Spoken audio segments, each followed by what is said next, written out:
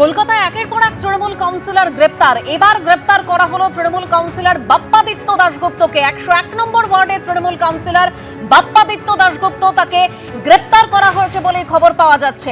আরো বিস্তারিত আমরা জানবো, আমাদের প্রতিনিধি পার্থপ্রতিম ঘোষ আমাদের সঙ্গে রয়েছেন। পার্থর কাছে আসবো, তবে তার আগে যখন পাটুলি থানায় বাপ্পাদিত্য দাশগুপ্তকে নিয়ে আসা হয়, চোর চোর স্লোগান ওঠে।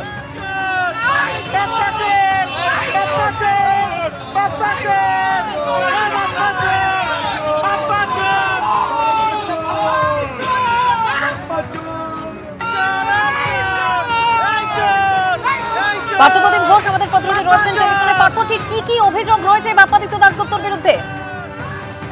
দেখো, একাধিক অভিযোগগুলো সামনে এসছে এবং যে অভিযোগে তুমি জানো যে আজকে বিকেল বেলা কিন্তু গ্রেপ্তার করা হয়েছিল 101 নম্বর ওয়ার্ডের তৃণমূলের যিনি যুব সভাপতি রয়েছেন তাকে, যার নাম হচ্ছে সৌরভ ঘোষ।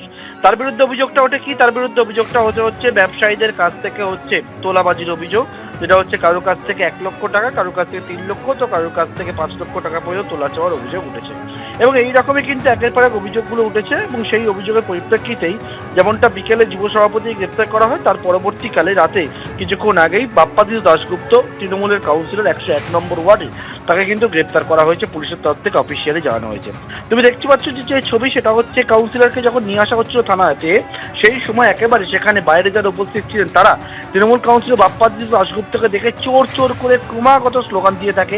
কোনো রকমের পুলিশের গাড়ি থেকে নামিয়ে তাকে ঠেলে উপস্থিত পুলিশ কর্মীরা, পাটুলি থানা, তারা কিন্তু থানার ভেতর নিয়ে ঢোকেন। এবং এক্ষেত্রে তোমাকে বলবো যে একাধিক অভিযোগ রয়েছে পুলিশের তরফ থেকে, যে বিষয়টা জানানো হচ্ছে সেই তদন্তের জন্যই প্রথমে সৌরভ ঘোষ এবং পরবর্তীকালে বাপ্পাদিত্য দাশগুপ্তকে গ্রেপ্তার করা হয়েছে।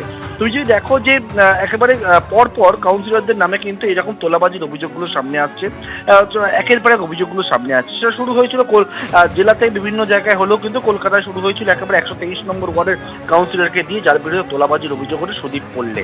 এবং সেই সুদীপ পল্লে যিনি বড় চেয়ারম্যানও ছিলেন, তাকে গ্রেপ্তার করা হয়। এর পরবর্তীকালে কলকাতা পুরসভারও একাধিক ওয়ার্ডের, যেমন 114 নম্বর ওয়ার্ডের কাউন্সিলর বিশ্বজিৎ মণ্ডল থেকে শুরু করে একেবারে তুমি দেখেছিলে যে গড়পাতের কাউন্সিলর গ্রেপ্তার হয়, তার পরবর্তীকালে বড়বাজারও কাউন্সিলর গ্রেপ্তার হয়। এরকম পরপর একের পর এক তৃণমূল কাউন্সিলরদের বিরুদ্ধে কিন্তু এরকম ভুরি ভুরি অভিযোগগুলো ওঠে। কারোর বিরুদ্ধে একেবারে যে হুমকি থেকে শুরু করে তোলাবাজি, এরকম একের পর এক অভিযোগ ওঠে। এমনকি 108 নম্বর ওয়ার্ডের তৃণমূল কাউন্সিলরের বিরুদ্ধে তো 3 কোটি টাকা তোলাবাজির অভিযোগ উঠেছে। সুশান্ত ঘোষ, তিনি বর্তমানে পলাতক রয়েছে, গতকালকে তার গাড়ির চালক সে গ্রেপ্তার হয়েছে। এরকম পরপর তৃণমূল কাউন্সিলরদের নামে একের পর এক অভিযোগ উঠছে এবং সেই অভিযোগগুলো পরিপ্রেক্ষিতে গ্রেপ্তার হচ্ছে। এটা হচ্ছে 101 নম্বর ওয়ার্ডের তৃণমূল কাউন্সিলর বাপ্পাদিত্য দাশগুপ্ত। এবং তাকে যখন পাটুলি থানা আজকে নিয়ে আসা হচ্ছিল, পাটুলি থানার বাইরে উপস্থিত যারা ছিলেন তারা একেবারে তাকে লক্ষ্য করে চোর চোর ক্রমাগত স্লোগান দিয়ে থাকে এবং তার বিরুদ্ধে মূলত যে তোলাবাজি, সেই তোলাবাজির অভিযোগটাই কিন্তু সামনে আনা হয়েছে। এবং বাপ্পাদিত্য দাশগুপ্ত 101 নম্বর ওয়ার্ডের তৃণমূল কাউন্সিলরকে পুলিশ জানিয়েছে, তাই গ্রেপ্তার করা হয়েছে। ধন্যবাদ পার্থ।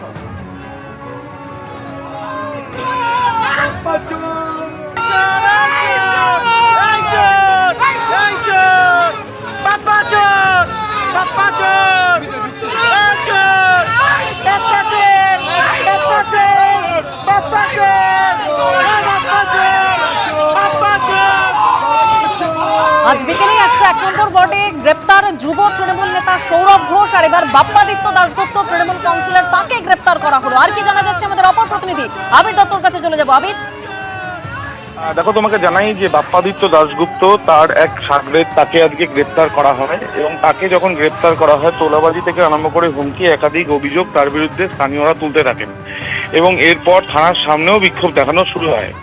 এবং সেই সাগরেদকে জিজ্ঞাসাবাদ করে এবং প্রাথমিকভাবে পুলিশ তার নিজেদের সোর্স ব্যবহার করে বাপ্পাদিত্য দাশগুপ্ত তাকে গ্রেপ্তার করেছে। এবং যেটা জানা যাচ্ছে যে তার বিরুদ্ধেও এই তোলাবাজি থেকে আরম্ভ করে হুমকি, একাধিক অভিযোগ স্থানীয়রা তুলেছেন এবং বেশ কিছু লিখিত অভিযোগ আগে জমা পড়েছে এবং বেশ কিছু অভিযোগ জমা পড়ার প্রক্রিয়ার মধ্যেও রয়েছে। এবং এই যে অভিযোগগুলো জমা পড়েছে, সেই অভিযোগের ভিত্তিতেই তাকে গ্রেপ্তার করা হয়েছে বলে কলকাতা পুলিশের সূত্র থেকে জানা যাচ্ছে। এবং পাটুলি থানা ইতিমধ্যে তাকে যখন ঢোকানো হয়, তখন সেই সময়ও ছোট স্লোগান দিতে থাকেন অনেকেই। এবং তার বিরুদ্ধে এর আগে কি কি অভিযোগ ছিল এবং বর্তমানে কি কি অভিযোগ, এখন কি কি লোকে অভিযোগ দিচ্ছে, সেই বিষয়গুলো খতিয়ে দেখা হচ্ছে। 101 নম্বর ওয়ার্ডের এই কাউন্সিলর, তাকে ইতিমধ্যে গ্রেপ্তার করা হয়েছে। আগামীকাল তাকে কোর্টে নিয়ে যাওয়া হবে, এমনটাই পুলিশের সূত্র থেকে জানা যাচ্ছে। ধন্যবাদ আবির। আসি আবহাওয়ার খবরে। কাল কলকাতা সহ দক্ষিণবঙ্গে বজ্রবিদ্যুৎ সহ বৃষ্টির সম্ভাবনা। বজ্রবিদ্যুৎ সহ বৃষ্টি, কোথাও কোথাও ঝোড়ো হাওয়ারও সতর্কতা রয়েছে। মঙ্গলবার পর্যন্ত উত্তরবঙ্গে ভারী বৃষ্টির সতর্কতা, আর কয়েকদিনের মধ্যেই উত্তরবঙ্গে বর্ষা ঢোকার সম্ভাবনাও রয়েছে। কলকাতার আশপাশে ঝোড়ো হাওয়ার সঙ্গে হতে পারে বৃষ্টি। বৃষ্টি হলেও আপাতত বজায় থাকবে আর্দ্রতাজনিত অস্বস্তি।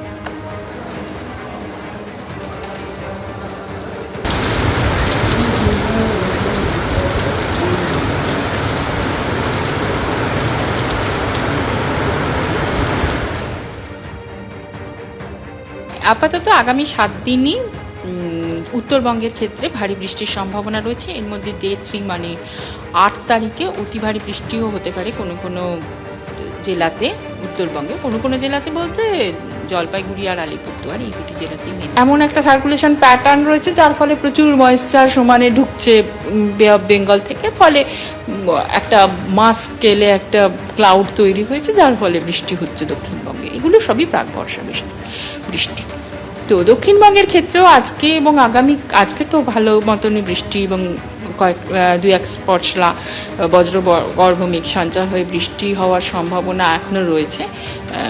পুরো মানে কলকাতা এবং তার পার্শ্ববর্তী অঞ্চলেও রয়েছে এবং এই দক্ষিণবঙ্গ জুড়েও রয়েছে, এবং আগামীকালও সেই সম্ভাবনা মোটামুটি থাকছে। কিছু কিছু জেলাতে দমকা হওয়ার সম্ভাবনা, 40 থেকে 50 কিলোমিটার ওঠার সম্ভাবনা আগামীকাল। আজকেও কিছু কিছু জেলাতে 50 থেকে 60 কিলোমিটার গতিবেগে হাওয়া বইবার সম্ভাবনা রয়েছে। মোহামেডান ক্লাবের সভাপতি হলেন আমজনতা উন্নয়ন পার্টির নেতা হুমায়ুন কবির। আমির উদ্দিন ববির ইস্তফার পর ক্লাবের সভাপতি হলেন আমজনতা উন্নয়ন পার্টির বিধায়ক হুমায়ুন কবির। আজ ক্লাবের তরফে সংবর্ধনা জানানো হয় নতুন সভাপতিকে।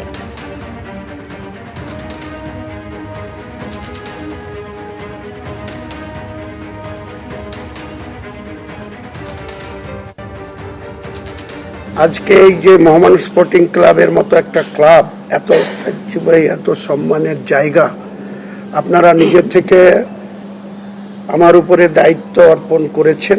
ইনশাআল্লাহ আমি চেষ্টা করব এই ক্লাবের আগামী দিনে সম্মানের সহিত যাতে আমরা এই ময়দানে মোহনবাগান, ইস্টবেঙ্গল, পাশাপাশি আমাদের এই ক্লাবও যাতে প্রতিযোগিতামূলক যে কোনো টুর্নামেন্টে আমরা সম্মানের সহিত এই ক্লাবকে পরিচালনা করতে পারি। এবিপি আনন্দ, এগিয়ে থাকে, এগিয়ে রাখে।